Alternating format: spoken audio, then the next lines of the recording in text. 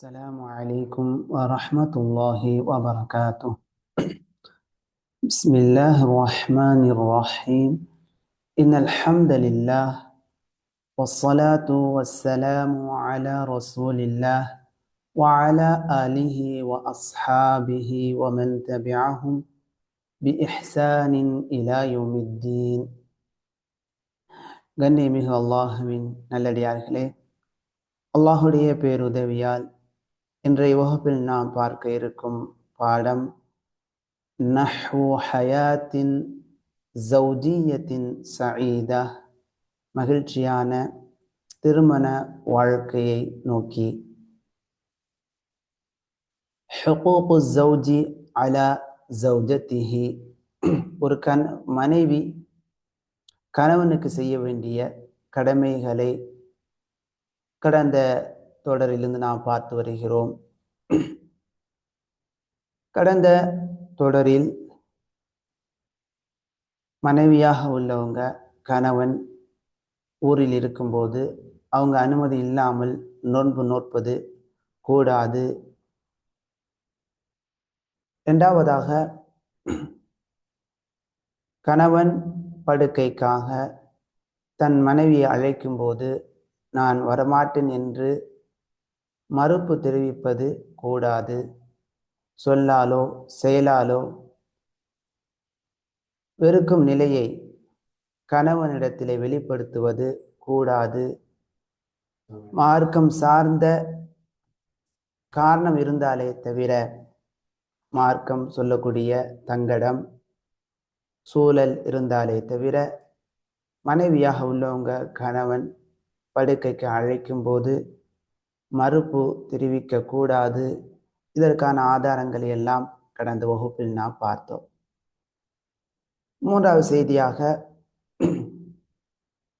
கணவனை மகிழ்ச்சிப்படுத்துவதற்காக, கணவனுக்கு இன்புறும் நிலையை ஏற்படுத்துவதற்காக தன்னை தயார்படுத்தி கொள்வாள் மனைவியாக உள்ளவங்க. எதன் மூலமாக என்றால், சுத்தத்தின் காரணங்களை எடுத்துக்கொள்வதன் மூலமாக, தன்னை அழகுபடுத்திக் கொள்வதன் மூலமாக. மனைவியாக உள்ளவங்க கணவனை மகிழ்விக்கும் பொருட்டு இந்த மாதிரி நடந்து கொள்ளக்கூடிய நிலைகளை மார்க்கம் நமக்கு வழிகாட்டியிருக்கிறது. போன வகுப்பில் இதற்கான ஆதாரங்களை எல்லாம் நாம் பார்த்தோம். அதை தொடர்ந்து மனைவியாக உள்ளவங்க கணவன்கிட்ட எப்படியெல்லாம் நடந்து கொள்ள வேண்டும் என்ற செய்திகளை நாம் பார்க்கலாம். அல்லாஹ்வின் நல்லடியார்களே, மீண்டும் மீண்டும் நாம் சொல்லக்கூடிய ஒரு விஷயம் இதுதான். இந்த மாதிரியான மார்க்கம் காட்டக்கூடிய வழிகாட்டுதல்களை நம் சமூக மக்கள் கற்றுக்கொள்ளாததின் விளைவுதான் அதிகமான விவாகரத்துகள் ஏற்படுவதற்கான காரணமாக இருக்கிறது. இதற்கு முக்கியத்துவம் கொடுப்பது மிக குறைவாக இருக்கிறது. ஆகவே இந்த மாதிரியான பாடங்களை ஒவ்வொரு ஊரிலும், ஒவ்வொரு தெருவிலும், ஒவ்வொரு இடங்களிலும் நடத்த வேண்டும். குறிப்பாக புதிதாக திருமணமாகக்கூடிய தம்பதிகளுக்கு நாம் நடத்த வேண்டும். திருமணமான பிறகு திருமண வாழ்க்கையில் பயணிக்கக்கூடிய தம்பதிகளுக்கு, பெண்களுக்கு கண்டிப்பாக நடத்த வேண்டும். ஏனென்றால் கணவனுக்கு கொடுக்க வேண்டிய ஹக்கில், கடமையில், கணவனுக்கு கொடுக்க வேண்டிய உரிமையில் பல பெண்கள், ரொம்ப அல்லாஹுவால் அருள் செய்யப்பட்ட, உதவி செய்யப்பட்ட குறைந்த பெண்களை தவிர அதிகமான பெண்கள் கணவனுக்கு கொடுக்க வேண்டிய உரிமையில் மோசம் செய்யக்கூடியவர்களாக, தவறு செய்யக்கூடியவர்களாக, அந்த கடமையை புறக்கணிக்கக்கூடியவர்களாக இருக்கிறார்கள். இது குற்றத்துக்குரிய செயலாகும். அதனால் அங்க குடும்பத்தில் பிரச்சனைகள், பிளவுகள், பிள்ளைகளுக்கு மத்தியில் ஒழுக்கமில்லாத சூழல் இதெல்லாம் ஏற்படுகிறது. பாரக்கல்லாஹு ஃபீக்கும். நான்காவது, ஒரு பெண்மணி கணவனுக்கு செய்ய வேண்டிய கடமையில் இடம்பெறக்கூடிய நான்காவது செய்தி, வஅலைஹா, அந்த பெண்மணி தவாமுல் ஹயாஇ மின்ஹு, கணவனிடமிருந்து எப்போதும் வெட்க நிலையுடன் நடந்து கொள்வது அவசியமாகும். ஒரு வெட்கத்தோட இருக்கணும். வெட்கமற்ற சூழல், வெட்கமில்லாத நிலை என்பது அது இன்னும் பல இடங்களில் தவறான செயல்களுக்கு அது வழிவகுக்கலாம். எனவே ஒரு வெட்கம், ஒரு நாணம் இருக்க வேண்டும். ஐந்தாவது, வல் இஸ்திமாஉ லஹு இன்த கலாமிஹி. வல் இஸ்திமாஉ லஹு, கணவன் பேசக்கூடிய, இன்த கலாமிஹி, கணவன் பேசும் நேரத்தில் அவர் பேசக்கூடிய செய்தியை, வார்த்தைகளை காது கொடுத்து கேட்பது. பல வீடுகள்ல பிரச்சனைக்கு இது ஒரு காரணமாக இருக்குது. கணவன் சொல்றதை கேட்கவே கிடையாது, இவங்களே பேசிக்கொண்டே இருக்கிறது. அதனால அங்க பிரச்சனை, சண்டை ஏற்படுது. ஒரு மனைவியாக உள்ளவங்க கணவன் என்ன சொல்றாங்க என்பதை கேட்கும் பழக்கத்தை மேற்கொள்ளும் போது அது நடைமுறையாக, பிராக்டிக்கலாக பிள்ளைகளுக்கு அந்த பழக்கத்தை ஏற்படுது. நம்ம கேட்குறோம், நிறைய பேரண்ட்ஸ் சொல்றாங்க, எங்க பேச்சு எங்க பிள்ளை கேட்கறது கிடையாது சொல்றாங்களா இல்லையா?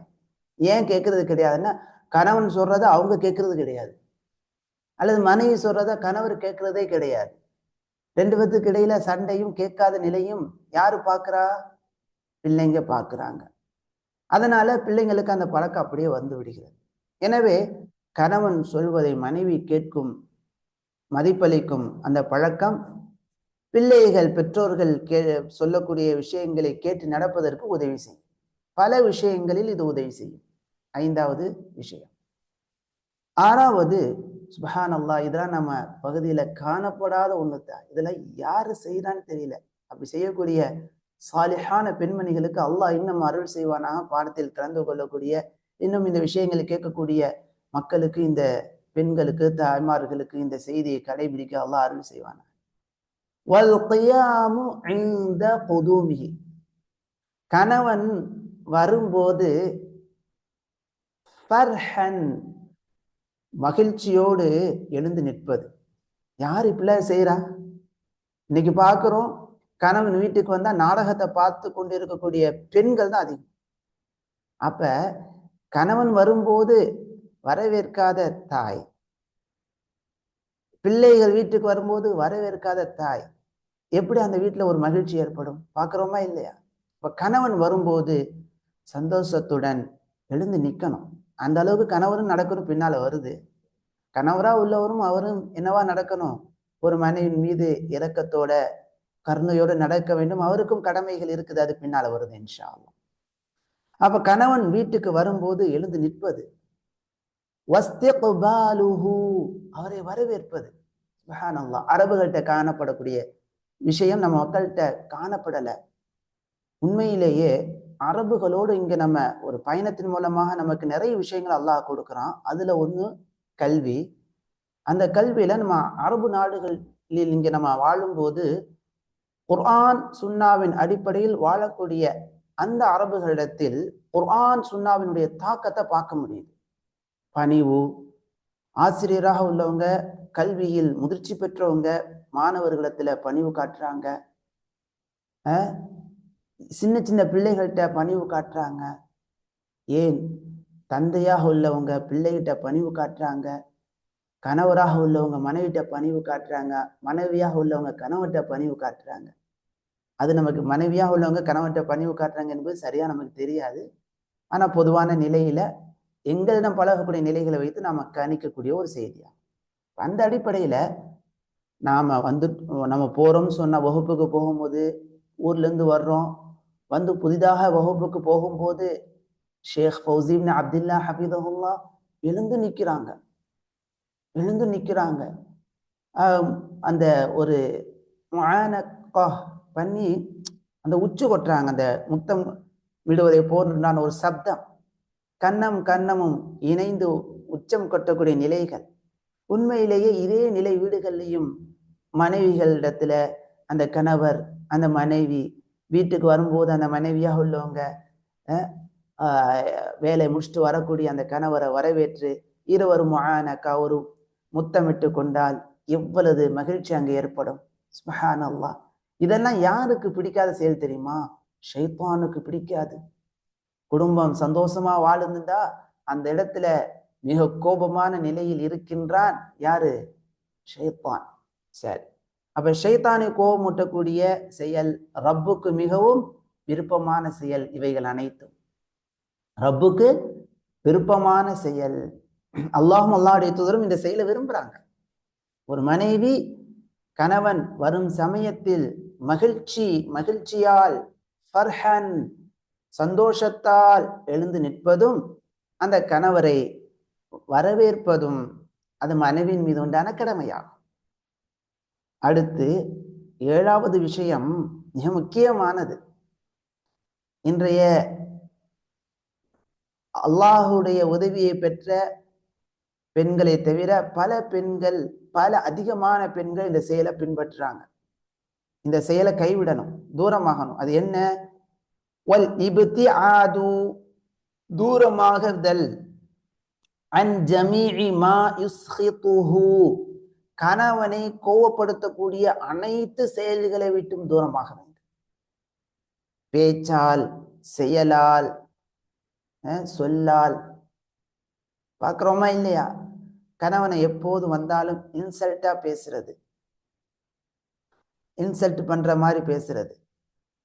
செயலால் அவங்க எதை விருப்பப்படுவாங்களோ அதை செய்யாம விருப்பப்படாத செயல்களை செய்யறது.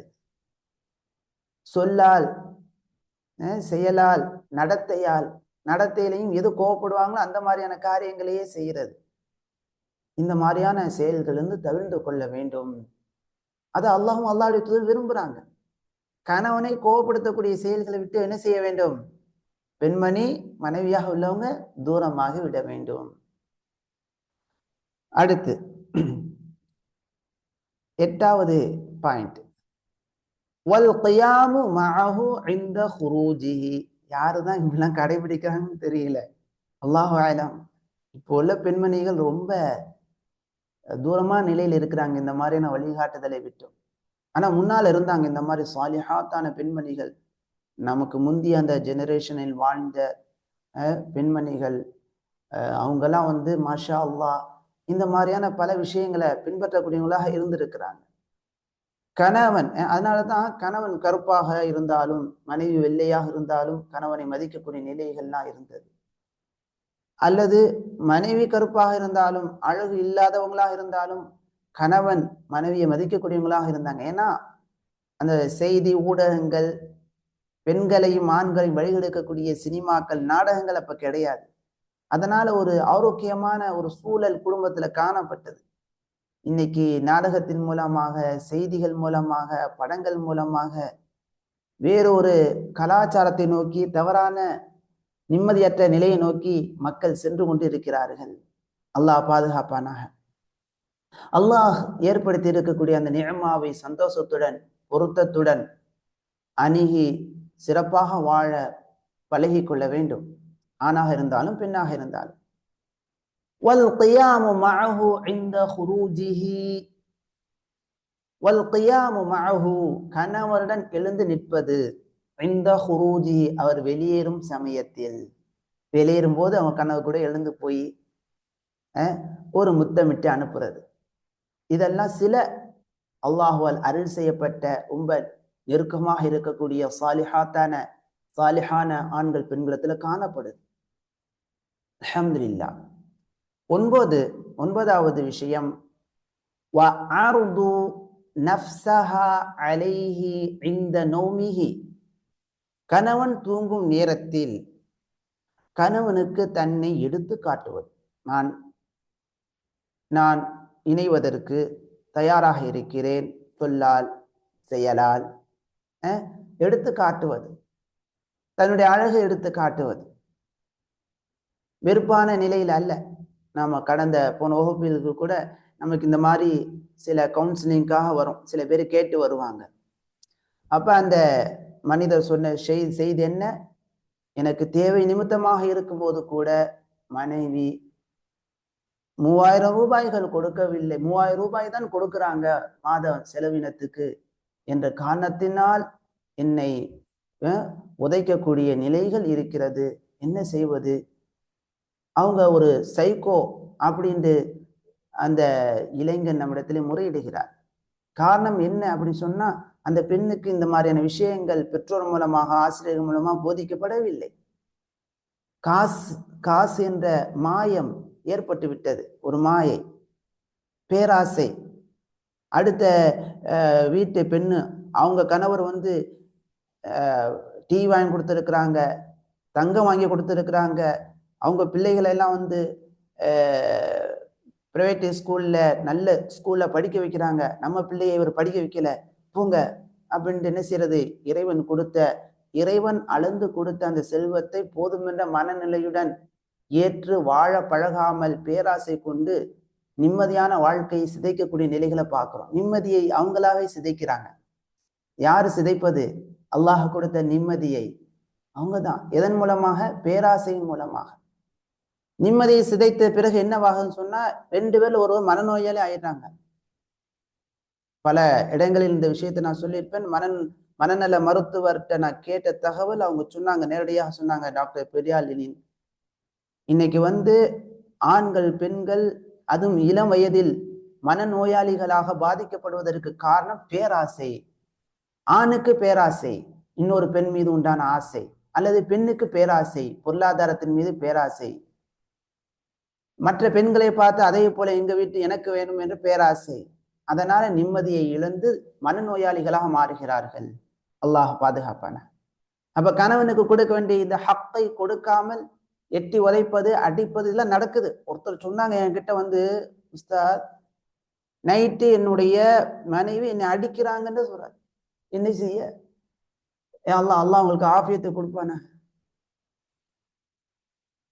அல்லாஹ் பாதுகாப்பான. சிரிப்பதற்கு அல்ல, இது பாடத்துக்காக சொல்ற. இது நடைமுறைகளை மேலோட்டமா சொல்வது தவறல்ல, குத்தி சொல்வது, பேரை சொல்வது தவறு. ஆனா அப்படி சொல்லக்கூடாது. பொதுப்படையாக சமூகத்தில் நடக்கக்கூடிய தவறுகளை பொதுவாக சொல்வது கூடும். ஏன்னா மக்கள் பயனடைவதற்காக, மக்கள் திருந்திக் கொள்வதற்காக, இந்த மாதிரியான தவறுகள் பெண்கள் தவிர்த்து கொள்வதற்காக. அல்லாஹ் பாதுகாப்பான. அடுத்து 10வது விஷயம், ஒரு பெண் தன் கணவனுக்கு செய்ய வேண்டிய கடமையில் உரிமையில் இருக்கக்கூடிய 10வது விஷயம், வதர்குல் ஹியானா, மோசம் செய்வதை விட்டுவிட வேண்டும். லஹு, தன் கணவனுக்கு, ஃபி கைபத்திஹி, அவன் இல்லாத சமயத்தில். இருக்கும்போது மோசம் செய்யக்கூடாது. இருக்கும்போது கவனிப்பாங்க. இருக்கும்போது கணவன் இருக்கும்போது ரொம்ப சாலிஹான பெண்மணியாக சில பெண்கள் நடந்து கொள்றாங்க. இதெல்லாம் நம்ம ஊர்களில் கேட்கக்கூடிய பார்க்கக்கூடிய செய்தினால நம்ம இங்க கொஞ்சம் அழுத்தமாக சொல்றோம். வஃபி ஃபிராஷிஹி, ஏன்னா நம்ம தமிழ் முஸ்லிம்கள் இடத்துல பெரும்பாலும் இந்த ராமநாதபுரம் மாவட்டம், தஞ்சாவூர் மாவட்டம், இவங்கெல்லாம் அதுல பெரும்பாலானவங்க லேபரா என்ன செய்யறாங்க? வெளிநாட்டுல போய் வேலை செய்யறாங்க, லேபரா. மாஷா அல்லாஹ். இப்போ கன்னியாகுமரி மாவட்டம், திருநெல்வேலி மாவட்டத்துல பெரும்பாலும் அல்ஹம்துலில்லாஹ் நல்லா படித்து, மற்ற இதர மாவட்டங்கள்ல அதே போல ராமநாதபுரம் மாவட்டமாக இருந்தாலும் கொஞ்சம் ஓரளவு படித்து ஃபேமிலியோட இருக்கக்கூடியவங்க அல்ஹம்துலில்லாஹ். ஃபேமிலி இல்லாம லேபரா ஒர்க் பண்ணக்கூடியவங்க வெளிநாட்டுல ஒர்க் பண்றாங்க. ஆனால் உள்ளூரில் இருக்கக்கூடிய மனைவிமார்கள் ஃபிராஷிஹி, கணவனுடைய படுக்கையிலே மோசம் செய்கிறார்கள். ஆட்டோக்காரருடன், பெயிண்ட் அடிப்பவனுடன், டிவி கேபிள்காரனுடன், வீட்டுக்கு வரக்கூடிய எல்லாம் இது இலகுவாக அங்கு நடைபெற்று விடுகிறது. எவ்வளவு பெரிய மோசம்! வமாலிஹி, செல்வத்தில். அல்லாஹ் அல்லாஹ் அல்லாஹ் பாதுகாப்பான இந்த சமூகத்தை. இங்க இருந்து குடும்பத்தை தியாகம் பண்ணி, உணவுகளை தியாகம் பண்ணி, பல கஷ்டங்களை மேற்கொண்டு இங்கிருந்து அந்த ஆண் மகன் அனுப்பி வைக்கின்றான். ஊரில் இருக்கக்கூடிய பெண்கள், அது மனைவியாக இருக்கலாம், பெற்றோராக இருக்கலாம், அல்லாஹ் பாதுகாத்த சிலரை தவிர பலர்கள் அந்த காசினுடைய அருமையை தெரியாமல் வீணடித்து விடுகிறார்கள். கடைசி வரைக்கும் அவன் வெளிநாட்டிலேயே வெந்து இருக்க வேண்டும் என்ற நிலையிலே ஆக்கி விடுகிறார்கள். எங்க பகுதி நடக்கக்கூடிய நடைமுறைகளை தான் நான் இங்க சொல்றேன். மனைவியாக உள்ளவங்க எங்க ஊர்ல பாக்குற அந்த கணவன் 7 வருடங்கள் கிட்டாக வெளிநாட்டிலேயே இருக்க வச்சிருக்காங்க, ஊருக்கே வர முடியாம. இங்க பார்த்தா அந்த மனைவி நல்ல வீடு கட்டிட்டாங்க, ஃப்ரிட்ஜில் எல்லாம் கோழி அடுக்கி இருக்குது, வாரமாகிட்டா மட்டன், நல்ல சாப்பாடு, நல்ல நிலைகள், அவங்க உடலும் நல்ல பெரிதாக ஆகிவிடுகிறது. நோய்க்கு ஆட்டோ பிடிச்சு என்ன செய்றாங்க, நகரத்துல போய் பெரிய ஹாஸ்பிட்டல்ல பார்க்குறாங்க. பிள்ளைகளை வந்து அடுத்தவங்களை பார்த்து பெரிய ஸ்கூல்ல போய் படிக்க வைக்கிறாங்க. அதுக்காக செலவு செய்றாங்க. பிள்ளைக்கு பைக்கு, ஃபோன் எல்லாம் வாங்கி கொடுத்து சொகுசாக்குறாங்க. பாவம் அந்த மனுஷன் குடும்ப வாழ்க்கையை இழந்து அவர் அங்கே உழைத்து அனுப்புறாரு. கடைசியில காசே அந்த பெண்ணுக்கு நோக்கமாக ஆகி கடைசியாக 58 வயதில் ஊருக்கு வரும்போது அந்த ஆணை மதிக்காத நிலைதான் ஊரில் காணப்படுது. அல்லாஹ் பாதுகாப்பான. இதெல்லாம் ஒரு மோசம்தான். கணவன் அனுப்பும் காசை, அதனாலதான் அப்துல்லா இப்னு அப்பாஸ் ரலியல்லாஹு அன்ஹுமா சொல்லக்கூடிய கூற்று இது. கணவனாக உள்ளவங்க வெளிநாட்டுல இருந்து அனுப்பும்போது வீட்டுக்கு தேவையான செலவு தான் காசு அனுப்பணும். எல்லா காசையும் அனுப்பும்போது அதுக்கு ஏற்றால் போல் செலவினங்களை அந்த பெண்கள் ஏற்படுத்தி அதை அப்படியே கரியாக்கி விடுகிறார்கள். ஒரு சேமிப்பு இல்லாமல், ஊருக்கு வந்தால் ஒரு கடை வைப்பதற்கு காசு இல்லாமல், ஒரு தொழிலை ஆரம்பிப்பதற்கு காசு இல்லாமல், மேற்கொண்டு கடனையும் தேவையில்லாத மற்ற செலவுகளும் ஏற்படுத்தி அந்த ஆண் மகனுடைய வாழ்க்கையை பெண்கள், ஏராளமான பெண்கள் வீணடித்து விடுகிறார்கள். அல்லாஹ் பாதுகாப்பான நம் சமூகத்தை. ஆகையால இந்த மோசம் செய்வதிலிருந்து பெண்கள் தவிர்த்து கொள்ள வேண்டும். அவங்க கணவன் இல்லாத போது அவங்களுடைய படுக்கையிலும் சரி, அவங்களுடைய மால் செல்வத்திலும் சரி, அவங்களுடைய வீட்டிலும் சரி. பைத்துல கூட எங்க வீட்டுக்கு ஒருத்தர் பிச்சை எடுக்க வந்தார். அந்த மனிதருடைய ஸ்டோரி கேட்டால் வருத்தமா இருக்குது தான். ஏற்கனவே ஒரு செய்தி கூட வந்தது. பல கோடி ரூபாய்களை சவுதியிலிருந்து அனுப்பிய மனிதர், அவங்க மனைவியும் மனைவியினுடைய உறவினர்களும் அந்த கோடி ரூபாய்களை அப்படியே என்ன செய்து விட்டார்கள், அவங்க செலவழித்து விட்டார்கள். கணவனுக்கு ஒண்ணுமே இல்லை, வீடே இல்லை. எங்க வீட்டுக்கு வந்த அந்த பிச்சைக்காரர், அவருடைய சம்பவத்தை கேட்டால் அதே போலதான். வெளிநாட்டுல இருந்து காசு அனுப்பி வைத்த காசுகளை எல்லாம் அந்த பெண்மணி இடத்தை வாங்கி வீடு கட்டி தன் பேரில் எழுதி வைத்து விட்டால், வெளிநாட்டை முடித்து வந்தார், ஓடு என்று பத்தி விட்டு விட்டார். ஏற்கனவே அவளுக்கு ஒரு தவறான தொடர்புகள். அல்லாஹ் பாதுகாப்பான. ஏன்னா அவங்கள்ட்ட என்ன இல்லை, மார்க்கம் இல்லை, அல்லாஹ்வுடைய இறையச்சம் இல்லை, அவங்களை பண்படுத்த யாருமே இல்லை. அல்லாஹ் பாதுகாப்பான. இதான் நிறைய நடக்குது, நிறைய விஷயங்கள். இதெல்லாம் புரியணும். அதனாலதான் இப்ப உள்ள சுதாரித்த சில பெண்கள் வெளிநாட்டு மாப்பிள்ளையா ஃபேமிலியை கூட்டிட்டு போனா நாங்க கொடுப்போம், இல்லாட்டி தரமாட்டோம். உள்நாட்டு அதுலயும் சில புரியாத சில பெண்கள் இருக்காங்க. வெளிநாட்டுனா கொடுப்பாங்க, உள்நாட்டிலேயே கவர்மெண்ட் வேலை நல்ல வேலையை பார்க்க அது கொடுக்காத அறியாமையிலும் இருக்கக்கூடிய பெண்களும் இருக்கிறாங்க. அல்லாஹ் பாதுகாப்பான. ஆகவே சமூக சீர்கேட்டிலிருந்து சமூகத்தை பாதுகாக்க நல்ல நிலைகளின் பக்கமாக பெண்களும் ஆண்களும் செல்ல வேண்டும். இந்த மாதிரி மார்க்க விஷயங்களை கற்று தங்களை சீர்படுத்தி கொள்ள வேண்டும். குறிப்பாக பெண்கள் கணவன் வெளிநாட்டில் இருக்கிறாங்கன்னு சொன்னா அவர்களுடைய சொத்துக்களை வீண்வரியம் செய்யாமல் அதை பாதுகாக்க முயற்சி செய்ய வேண்டும். அவர்களுடைய மறைவிடங்களையும் பார்வைகளையும் பாதுகாக்க வேண்டும். முடிந்த அளவு குர்ஆன் சொல்லக்கூடிய குர்ஆனுடைய வழிகாட்டுதல், கணவன் மனைவியாக சேர்ந்து வாழக்கூடிய நிலையை தான் குர்ஆன் என்ன செய்கிறது, வரலாறுகள் மூலமாக வழிகாட்டுகிறது. இப்ப இந்த மாதிரியான நிலையைத்தான் மேற்கொள்ள முயற்சி செய்ய வேண்டும். அடுத்து 11வது விஷயம் மிக முக்கியமானது, வத்தர்குல் கீபத்தி. இங்க பேர் என்னத்தா, இது கைபத்திஹி, இங்க கீபா என்று வாசிக்க வேண்டும். வத்தர்குல் கீபத்தி லிஅஹ்லிஹி வ அகாரிபிஹி. கணவனை பற்றி புறம் பேசுவதை விட்டுவிட வேண்டும். புறம் பேசுதண்டா என்ன, கணவன்கிட்ட இருக்கக்கூடிய குறைகளை எடுத்து பேசுறது. உடனே இன்னைக்கு சில பெண்கள்கிட்ட காணப்படக்கூடிய நிலை, கணவன்கிட்ட இருக்கக்கூடிய குறை என்ன செய்யறாங்கன்னா அவங்க தாயார்கிட்டயே சொல்றாங்க, உங்க மகன் இப்படி இப்படி அவர்கிட்ட குறை இருக்குது அப்படின்னு டேமேஜ் பண்றது. மகனை பத்தி, தன் கணவனை பற்றி, கணவனை பெற்றெடுத்த தாயிட்ட குறைவா பேசுறது, அவங்க சகோதரிகள்கிட்ட சகோதரர்கிட்ட குறைவா பேசுறது, மட்டம் தட்டக்கூடிய நிலைகள் அறியாத பெண்களிடத்துல காணப்படுகிறது. அல்லாஹ் பாதுகாப்பான.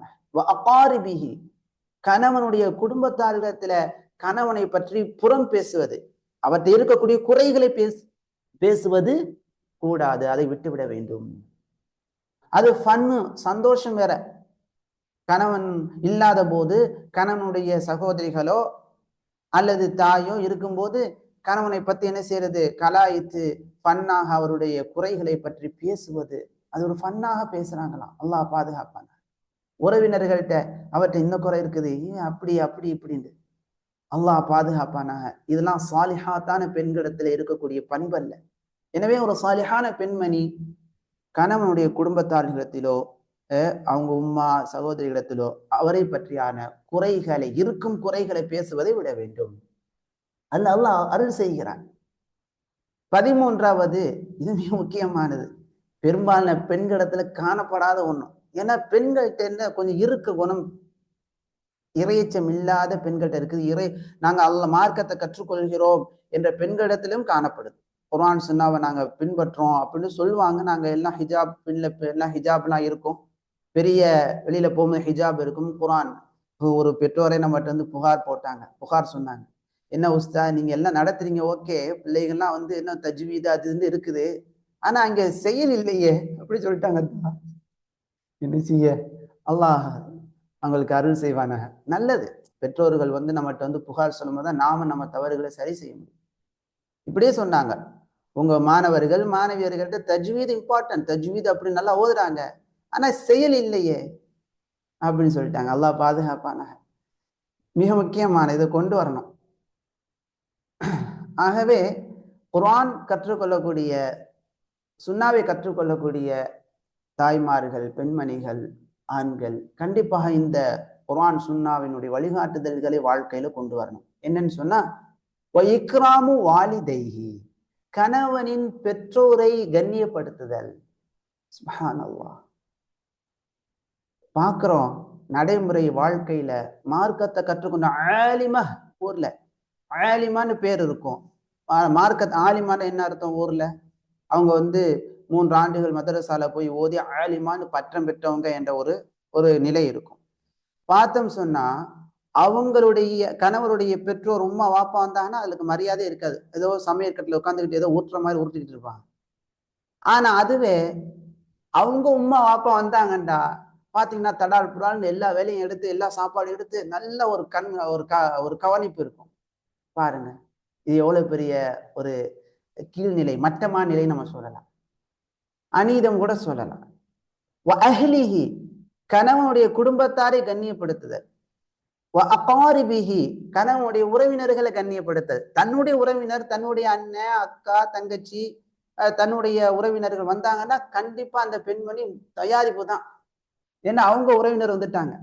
அதுவே கணவனுடைய சகோதரிகள் வர்றாங்க, சகோதரர்கள் வர்றாங்க அப்படின்னு சொன்னா ஏதோ வரவேற்பது கூட இருக்காது. கிச்சன்ல போயிடுவாங்க. கிச்சன்ல போயிட்டு ஏதோ பெரிய வேலைகள் பண்ணிக்கிட்டு இருக்க மாதிரி பண்ணிக்கிட்டு இருப்பாங்க. ஆனா என்ன செய்யணும், அது நல்லதல்ல. என்ன வேலை இருந்தாலும் கணவனுடைய சகோதரிகள் வர்றாங்க, அவங்களுடைய உறவினர்கள் வர்றாங்க, அவர்களுடைய சின்ன மாமார்கள், பெரிய மாமார்கள் வர்றாங்க அப்படின்னு சொன்னா போய் அஸ்ஸலாமு அலைக்கும், வாங்க வாங்க அக்கா, வாங்க பெரியம்மா, வாங்க சின்னம்மா, வாங்க மாமி, உட்காருங்க, இந்த டீ போட்டு கொண்டு வர, உடனே போய் டீ போட்டு வந்து கொடுக்கறது. அல்ஹம்துலில்லாஹ், சாலிஹாத்தான பெண்மணிகள் இப்படி இருக்கிறாங்க. நான் எல்லாரையும் சொல்லல, பொதுவாக சமூகத்தில் காணப்படக்கூடிய தவறுகளை தான் நான் சுட்டி காட்டுறேன். பெரும்பாலான பெண்மணிகள் தன்னுடைய குடும்பத்தார் வந்தால் அதிகமான மரியாதை செய்கிறார்கள், தடால் புடால் என்று நல்ல சமையலை பண்ணி வைக்கிறாங்க. அதுவே கணவனுடைய உறவினர்கள், கணவனுடைய சகோதரர்கள் வந்தாங்கன்னு சொன்னா அங்க வந்து தடால் புடால் இருக்காது. டீ கூட ரொம்ப சிரமமான லேட்டாக தான் இருக்கும். ஆனா இதையெல்லாம் மாற்றிக்கொள்ளும். அப்ப 12வது விஷயம் என்ன?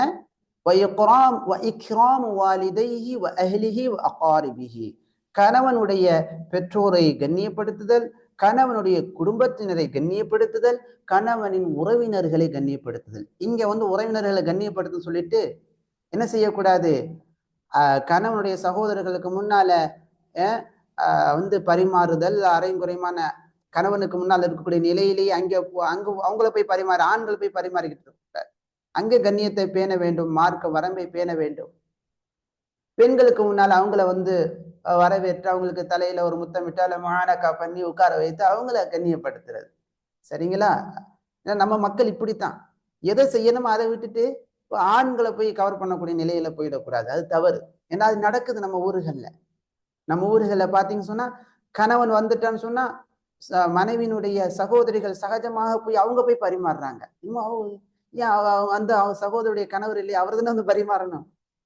அது ஒரு ட்ரெண்டா வச்சுக்கிறாங்க. மச்சு நிச்சயங்கள் வந்து தான் பரிமாறணுமா. அதுவும் கலாய்த்து கொள்றது. இது ஹராம். எப்படி அவர் ஒரு அந்நிய ஆண் இல்லையா? அந்நிய ஆணுக்கு முன்னாலே எப்படி மனைவியினுடைய சகோதரிகள் சகஜமாக நடந்து கொள்வது, சகஜமான ஆடையில் இருப்பது, எப்படி அது சாத்தியம்? அதனால தான் மார்க்க வரம்பை மீறுகின்ற பல இடங்களில் அங்கு விபச்சாரங்கள் நடந்து விடுகின்றன. அல்லாஹ் பாதுகாப்பான் நம் சமூகத்தை. இதையெல்லாம் பேணணும், கரெக்டா நடந்து கொள்ளணும். பாரக்கல்லாஹ் ஃபீக்கும். அதே போல கணவனுடைய சகோதரர்கள் வர்றாங்க, அவங்கள போய் வாங்கன்னு போய் இவங்க கூப்பிடணுமா? அது எங்க இருக்குது? கூப்பிடணும் சொன்னா எங்க பெண்களை கூப்பிட்டுட்டு உட்கார வைங்க, அல்ஹம்துலில்லாஹ். கணவனுடைய சகோதரர்கள் வராங்கன்னா உள்ள இருந்து வாங்க அஸ்ஸலாமு அலைக்கும் சொன்னாங்க, வலைக்கும் ஸலாம் சொல்லிட்டு அதோட உள்ள போயிடணும்.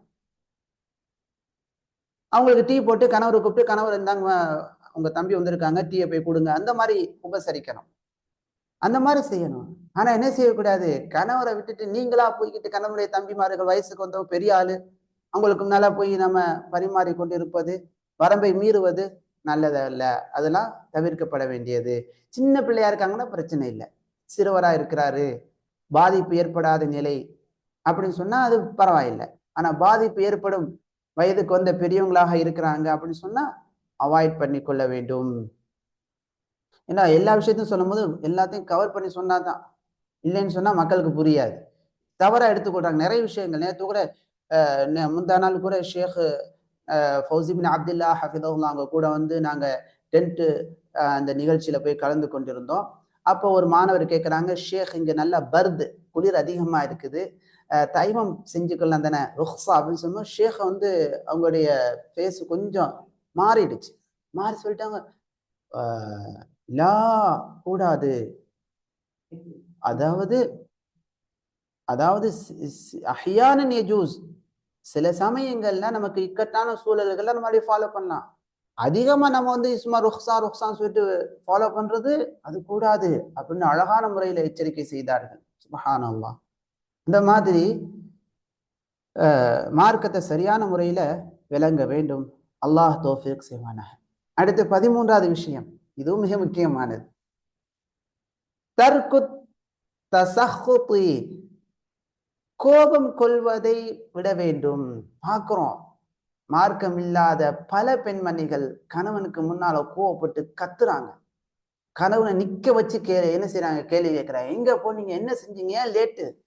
அவர் கடைக்கு போயிட்டு வந்திருப்பாரு, கடையில ஜாமான் வாங்கிட்டு வர்றதுக்கு லேட் ஆயிருக்கும். வீட்டுக்கு வந்தா நிக்க வச்சு என்ன செய்வாங்கன்னா கேள்வி கேட்கிறாங்க சில இடங்களில். அல்லாஹ் பாதுகாப்பான. ஏன் லேட்டு? ஜாமான் வாங்கிட்டு வர லேட் ஆயிடுச்சு.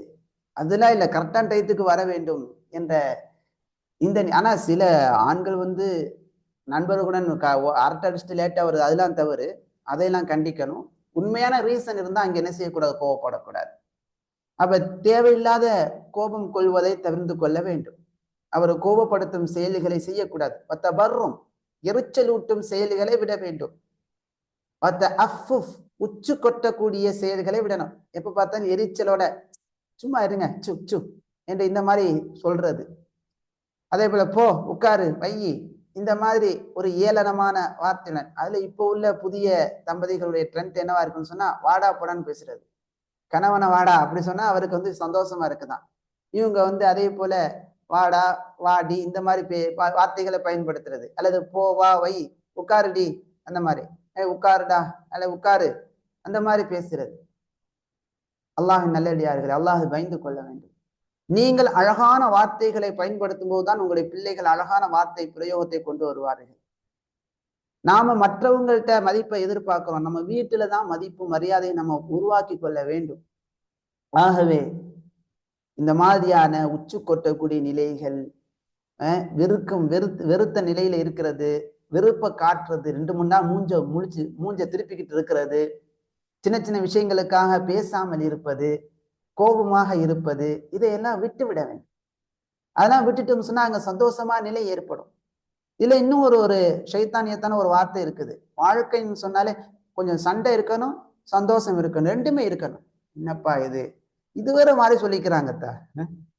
இது என்னன்னு தெரியல. ஏன் சந்தோஷமா இருக்கிறது கூடாதா? சந்தோஷமா எப்ப பார்த்தாலும் அழகான முறையில கணவன் வரும்போது வரவேற்பது, சந்தோஷமா பேசுறது, சந்தோஷமா சாப்பிடுறது, டெய்லி இந்த மாதிரி இருக்குது கூடாதா? எப்பயா ஒன்னா சண்டை போடணுமா? அப்புறமாட்டி சண்டை போட்டு என்ன பேசாம இருந்து அப்புறமாட்டி சேர்றது.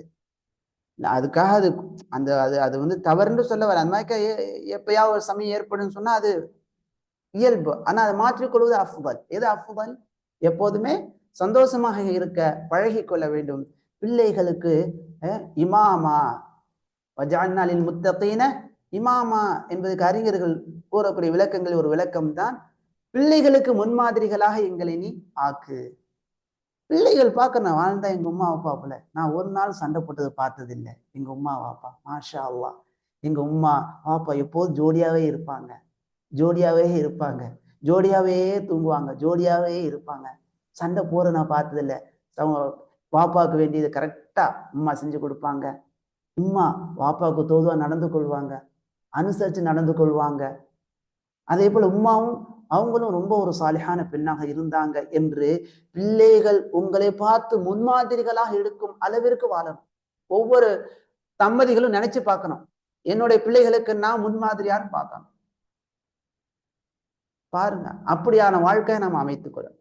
14வது விஷயம் அல் இஹ்திமாமு பித்ஆமி, கணவனுடைய உணவுக்காக முக்கியத்துவம் கொடுக்கிறது.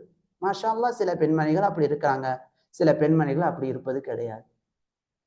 ஆனா முக்கியத்துவம் கொடுக்கும். கணவனுக்கு எது பிடிக்குமோ அந்த உணவுகளை செஞ்சு கொடுக்கிறது, அதுல ஒரு அக்கறை எடுக்கிறது. ஆனா இப்ப இந்த தௌஹீதை பேசக்கூடிய பெண்கள் ஒரு ரிப்போர்ட் வருது. தௌஹீதை படித்த பெண்கள் இப்படி என்ன செய்யறாங்க, நாங்க என்ன கணவனுக்கு வந்து சமைச்சு போறதுக்கான வேலைக்காரிகளா? கணவனுடைய உமா வாப்பாவுக்கு வந்து வேலை செய்யக்கூடிய வேலைக்காரிகளா? அதெல்லாம் கிடையாது. எங்களுக்குன்னு என்ன, எங்களுக்குன்னா ரைட்ஸ் உண்டு.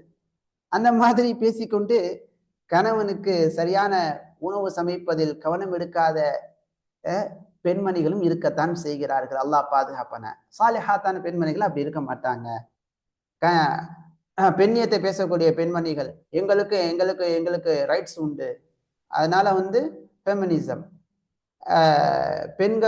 பெண்களாக இருக்கக்கூடிய நாங்க சில வேலைக்கு ஒர்க் பண்ணோம்னு சொன்னா ஆண்களும் சில ஒர்க் பண்ண வேண்டும். வெளியில போய் வேலை பண்ணிட்டு வந்தாலும் வீட்டுல வந்து என்ன செய்யணும், அவங்களும் சமையல நிக்கணும், எங்களுக்கு எல்லாம் பண்ணணும். அது பண்றது நல்லது, அல்ஹம்துலில்லாஹ். ஃப்ரீயா இருந்தா பண்ணலாம். ஆமா, பண்ணக்கூடிய ஆண்களை பெண்கள் ரெஸ்பெக்ட் பண்ணணும். பெண்களும் வந்து என்ன செய்யணும், வீட்டு வேலைகளை பண்ணக்கூடிய ஆண்களை பெண்கள் வந்து மதிப்பு கொடுக்கணும். அதே போல வந்து ஆண்களும் அந்த பெண்களுக்கு மதிப்பு கொடுக்கணும். பெண்களை வந்து ஒரே அடியாக மட்டமாக எண்ணுவது நல்லதல்ல.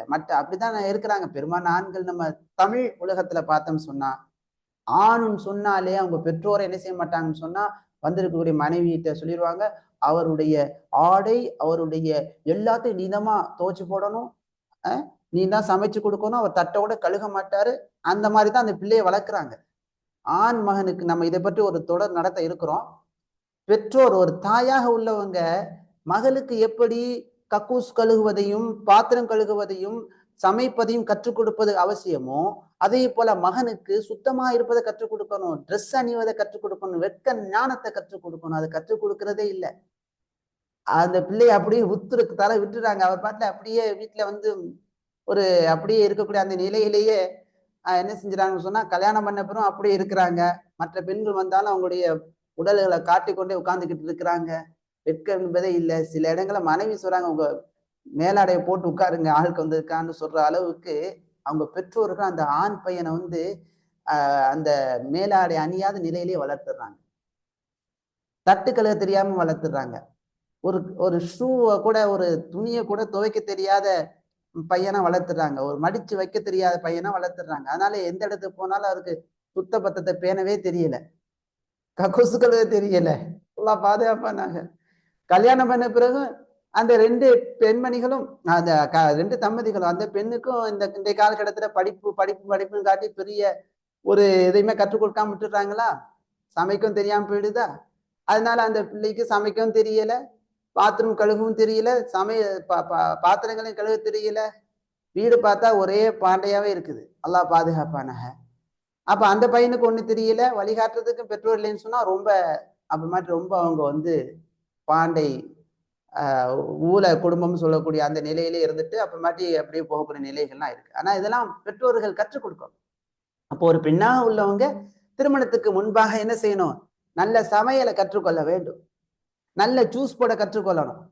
நல்ல ஆடை, கணவனுக்கு நல்ல ஆடை, தானும் நல்ல ஆடை உடுத்த கற்றுக்கொள்ளணும். கணவனுக்கும் நல்ல விதமாக அவருக்கும் இந்த ஆடைகளை வந்து எடுத்து கொடுக்க நல்ல ஒரு இதை அவங்க கற்றுக்கொள்ள வேண்டும். அல்-இஹ்திமாமு பித்ஆமிஹி. இப்ப கணவன் வேலை செய்யக்கூடியவங்களா இருக்கிறாங்க, அவங்களுக்கு டைம் இல்லைன்னு சொன்னா அவங்க ஆடையை துவைத்து அவங்க அயன் பண்ணி வைக்கிறது நமக்கு டைம் இருந்தா. ஆனா அது வந்து அஃபல் வந்து ஒரு ஆணுமே தன்னுடைய ஆடைகளை துவைத்து அதை அயன் பண்ணி வைக்கக்கூடிய அந்த நிலையிலேயே பெற்றோர்கள் வளர்க்கணும். அதை பத்தி இருக்குது இன்ஷா அல்லாஹ். பெற்றோர்கள் ஒரு பையனை எப்படி வளர்க்கணும், ஒரு பொம்பளை பிள்ளை எப்படி வளர்க்கணும், அந்த மாதிரி ஒரு தரபியத்தை கொடுக்கணும். சரி, பாரக்கல்லாஹ் ஃபீக்கும்.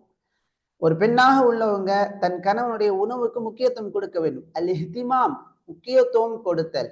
வித்ஆமிஹி, தன்னுடைய கணவனின் உணவிற்கும், வஷராபிஹி, தன் கணவனுடைய பானம் குடிக்குமுடைய ட்ரிங்க்ஸ், நல்ல ஜூஸ் போட்டு கொடுக்கிறது, மில்க் ஷேக் பண்ணி கொடுக்கிறது, அதே போல வந்து அவகோடா ஜூஸ் பண்ணி கொடுக்கிறது, அதே போல புர்த்துக்கால் ஆரஞ்சு ஜூஸ் பண்ணி கொடுக்கிறது, இந்த மாதிரி எல்லாம் தெரிஞ்சு வச்சுக்கிறணும். கல்யாணம் பண்ண பிறகு இந்த மாதிரிலாம் அந்த கணவருக்கு செஞ்சு கொடுத்தா அந்த வீட்டுல பிரச்சனை வருமா? வராது. முதல்ல நீ கணவனை செஞ்சு கொடுங்க. பாரக்கல்லாஹ் ஃபீக்கும். அதுக்கடுத்து அவர் ஆடை, வமல்பசி, அவருடைய ஆடையில முக்கியத்துவம் காட்டுதல். பாரக்கல்லாஹு ஃபீக்கும்.